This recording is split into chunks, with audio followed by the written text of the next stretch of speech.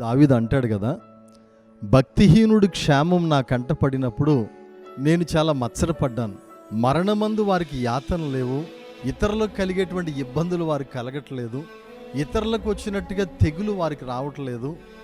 మరి నేనేమో చాలా నీతిగా జీవిస్తున్నాను, నా హృదయాన్ని కడుక్కున్నాను, నా చేతులు కడుక్కుని నిర్మలుడిగా ఉన్నాను. ఇది వ్యర్థమేనా? భక్తిహీనులే నాకంటే బాగున్నారని ఒక రోజున చాలా బాధపడతా ఉన్నాడు. నీవు కూడా అదే పరిస్థితుల్లో ఉన్నావేమో. నీ కళ్ళ ముందు భక్తిహీనులు అభివృద్ధి అవుతూ ఉంటే నేను చేతులు కడుక్కుని నిర్మలుడిగా ఉండడం వ్యర్థమేనా అనుకుంటున్నావేమో. కానే కాదండి. దేవుడు చెప్తున్నాడు, భక్తిహీనుడు కాలుజారు చోటనే ఉన్నాడంట. వాడు పడిపోతే లేపేవారు ఎవరు లేరు. వెంటనే దావీదు అంటాడు, పశుప్రాయుడిలాగా మాట్లాడాను ప్రభువా, నన్ను క్షమించు. ఆకాశమందు నీ ఉండగా ఈ లోకంలోనిది ఏది నాకు అక్కర్లేదు, నీ పొందు నాకు చాలు.